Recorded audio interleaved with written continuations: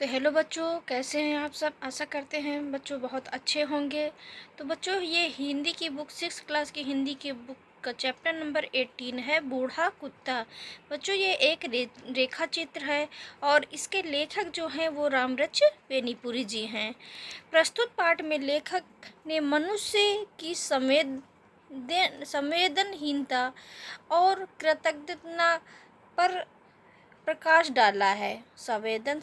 संवेदनहीनता और कृतज्ञता पर प्रकाश डाला है। कितना कृतज्ञ है मनुष्य। स्वस्थ पशुओं से काम तो लेता है किंतु उनके बुढ़ापे और रूढ़ता की घृणा करता है। पशुओं के छोटे बच्चे जब प्यार के लायक होते हैं तो हम उनके साथ खेलते हैं, जवान होने पर काम लेते हैं और बुढ़ापे की जर्जरता और छिड़ता देख हम उन्हें भगा देते हैं। सभी पालतू पशुओं की दशा लगभग एक जैसी है। लेखक ने इस पाठ के माध्यम से हमारा ध्यान इन अमानुषिक प्रवृत्तियों की ओर आकृष्ट किया है। पशु भी प्यार और सेवा के अधिकारी हैं, इसलिए कि हम उनके बगैर अधूरे हैं। पशु पक्षी पेड़ पौधे नदियाँ और झीलें सब हमारे लिए हैं। सबकी सुरक्षा करना मतलब हमारा दायित्व है। पेड़ पौधे पशु पक्षियों की सुरक्षा करना हमारा दायित्व है, इसका लेखक का कहने का मतलब है। तो चलिए बच्चों, हम चैप्टर को शुरू करते हैं। बार बार दुत्कारे जाने अड़ुआए आने पर जड़ुआए जाने पर भी जब यह कुत्ता बरामदे के बाहर अगले पैर खड़े कर और अपने पिछले भाग को जमीन से सटाकर बैठकर धीरे धीरे पूँछ हिलाता हुआ करुण सजल नेत्रों से मेरी ओर देखने लगा तो समझ में नहीं आता क्या किया जाए। कह रहे कि जब बूढ़ा कोई भी जानवर हो, अगर जैसे कि धीरे धीरे पूँछ हिलाता हुआ कुत्ता पूँछ हिलाता है, करुण सजल नेत्रों से मेरी ओर देखने लगता है तो समझ में नहीं आता कि क्या किया जाए।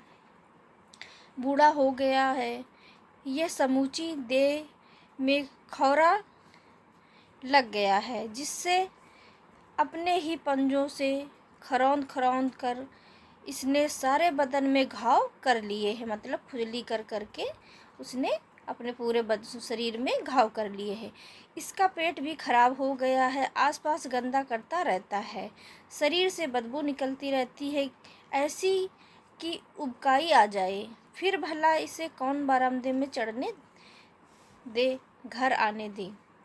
ज्यों ही वह इस ओर बढ़ा कि हर मुंह से दुत्कार फटकार बरसने लगती है तो भी यह नहीं मानता। फिर तो इस पर झाड़ू से, छड़ी से, खड़ाऊ से, जूतों से भी मार पड़ने लगती है। मार खाने पर भी यह तब तक मुड़ने का नाम नहीं लेता जब तक कि चोट असह्य नहीं हो जाती।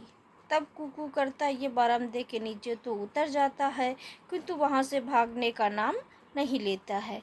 यह बैठ जाता है और लगता है टुकुर टुकुर मेरा मुंह देखने लगा है। एक मित्र ने कहा, कुचिला दिखा दीजिए, मर जाएगा। एक बंदूकधारी मित्र बोले, 50 पैसे भी बर्बाद ना होंगे, गोली से उड़ा देता हूँ। सोचता हूँ कि इसकी इस बुरी गत से मौत अच्छी होगी, किंतु चाहकर भी कभी मुंह से हाँ नहीं निकाल पाता। बहुत दिनों से हमारे घर में है ये, इसका जन्म कहाँ हुआ पता नहीं, इसका बचपन भी कहाँ बीता इसकी भी खबर नहीं। एक दिन गर्मी की दोपहरिया में एक मोटा ताज़ा पिल्ला मेरे घर में न जाने कब आया और खाट के नीचे लेट गया। वह थका था, गर्मी से परेशान, खाट के नीचे की ठंडी ज़मीन से सुखद लगी। वह चुपचाप लेटा हुआ जोरों से हाँफ रहा था। मैं खाट पर चैत की दोपहरिया की झपकी ले रहा था।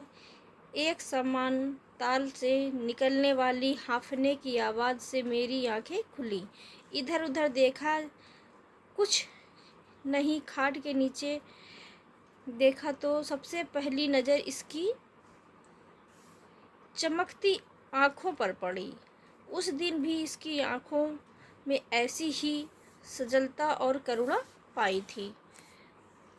इसका शरीर धूसरित था। इसके बदन पर, बच्चों यहाँ पे धूसरित लिखा है तो इसका अर्थ होता है धूल से, मिट्टी से सना हुआ। इसके बदन पर दांत के कई दाग थे जिनसे ताज़ा खून टपक रहा था। अतु अतु कहकर बुलाया। इसकी करुण आंखें आनंद से चमक उठी, किंतु बेचारे की हिम्मत नहीं हुई कि बाहर आए। मैं जाकर थोड़ा दही भात ले आया और खाट के नीचे रख दिया। उसे खाकर फिर वह लेट गया। मैं भी खाट मतलब सोने की जो चारपाई होती है, लेटते हैं जिस पे, उसको खाट बोलते हैं, खाट पर सो गया।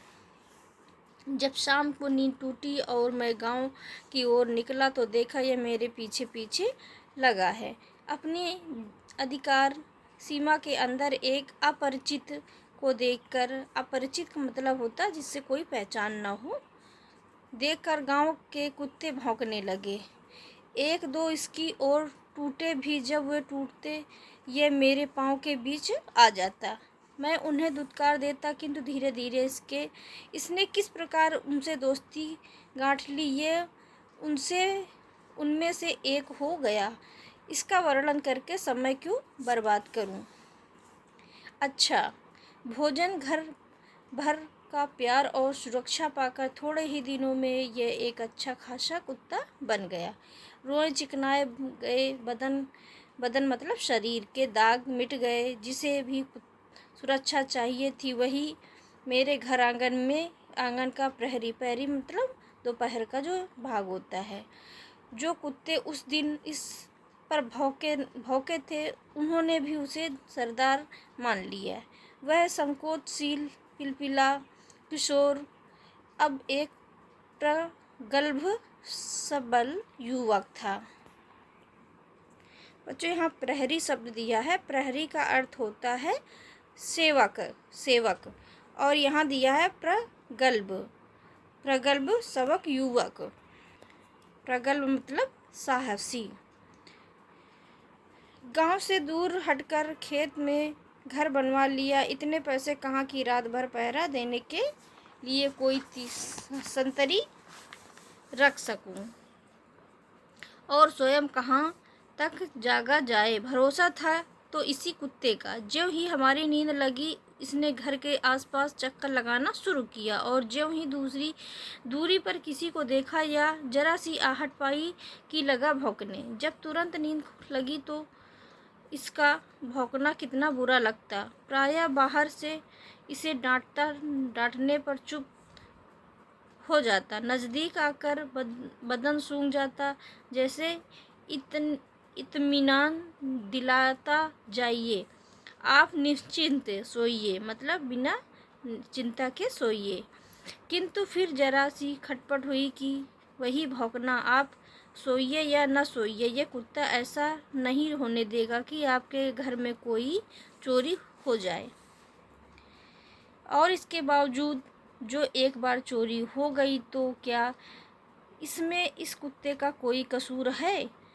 हमारे घर में एक शादी होने वाली थी। दिन रात घूम रही थी। रात में बड़ी देर तक गांव की स्त्रियां आती जाती रहीं। जब घर के लोग सोने गए तो ऐसे सोए कि जैसे घोड़े बेचकर सोए हों, और यह कुत्ता घर के सामने आकर गला फाड़ कर भौंकता रहा। अचानक रानी की नींद टूटी और वे अपने कमरे से बाहर हुई तो कुत्ता के घर के पीछे की ओर भौंकता हुआ दौड़ा। उन्हें कुछ संदेह हुआ। वे लोगों को जगाने लगी, शोर करने लगी। जब रोशनी की गई तो देखा गया घर में सेंध है, कुछ चीज़ें चली गई हैं, किंतु इस कुत्ते ने ही बचा लिया, नहीं तो उस दिन सर्वनाश ही हो गया होता। दिन में देखा चोरों ने कई बार कुत्ते पर आक्रमण मतलब हमला किया था। एक बरछा तो ऐसा लगा था कि कहीं यह कतरिया ना गया होता तो उस दिन इसका वारा न्यारा ही हो गया होता। यह कुत्ता थोड़े ही दिनों में जान गया था कि यद्यपि घर का मालिक मैं हूँ, किंतु यहाँ तो राज जहांगीर का नहीं, नूरजहां का है। अतः रानी के प्रति सदा ही इसकी अधिक प्रीति और भक्ति रही। जब रानी पालकी पर अपने मायके गईं, ये उनकी पालकी के साथ साथ उनके पीछे तक मायके तक गया और जब तक वहाँ रहीं सदा उनके पलंग के नीचे सोता रहा। मौके से उन्हें मैं कार पे ले आया। हमने चाहा इसे कार पे बिठा ले, किंतु ज्यों ही कार खुली ये घबराकर नीचे कूद पड़ा। अब क्या करें, तो उसे छोड़ना ना चाहते थे।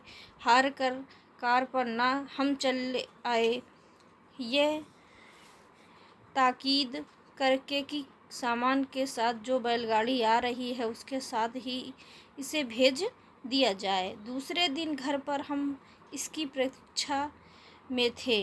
प्रतीक्षा मतलब इंतज़ार करना। यह झट से सामने आ खड़ा हुआ। अरे यह क्या, सारा शरीर धूल धूसरित है।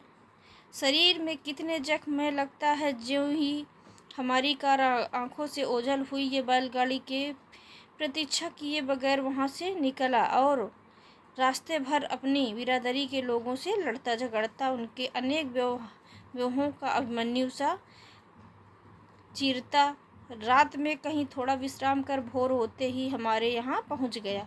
रानी ने इसे नहलवाया, इसके जख्मों पर मरहम लगवाया और फिर ये अपनी ड्यूटी पर डट गया। आप ही बताइए, ऐसे स्वामी भक्त कर्तव्य परायण साहसी जीव के साथ क्या वही व्यवहार करना उचित है जो हमारे मित्र बताते हैं? किंतु जब जब इसे इस रूप में देखता हूँ चित्त उद्विग्न हो जाता हूँ। बच्चों यहाँ पे ध्यान देना, उद्विग्न मतलब होता है बेचैन होना, हो जाता हूँ इसकी हालत देखकर, नहीं संसार की हालत पर और कुछ अपना भविष्य सोचकर भी। ये कमबख्त बुढ़ापा क्या चीज़ है, ये क्यों शरीर से शक्ति छीन लेता है, जर्जर छीण कर देता है। जर्जर मतलब टूटी फूटी हालत में कर देता है, बना डालता है। जीवन का अंत इतना बुरा क्यों होता है? बचपन का दुलार, जवानी का प्यार और उसके बाद बुढ़ापे की यह धुतकार फटकार, सारी शक्ति खोकर, सारा सामान खोकर, तिल तिल गल कर मरना। विधाता, ये तुम्हारा कैसा विधान है? विधाता मतलब ईश्वर, ब्रह्मा या ईश्वर। तो लेखक कहते हैं कि विधाता, ये आप तुम्हारा कैसा विधान है। जवानी में तो, बचपन में तो सभी दुलार प्यार करते हैं, जवानी में तो जवानी में प्यार करने के बाद बुढ़ापे में सभी धुतकारते हैं और तिल तिल मरने के लिए छोड़ देते हैं। तो बच्चों ये चैप्टर ख़त्म हुआ। ये वीडियो कैसा लगा, अच्छा लगा तो लाइक करना। Thank you.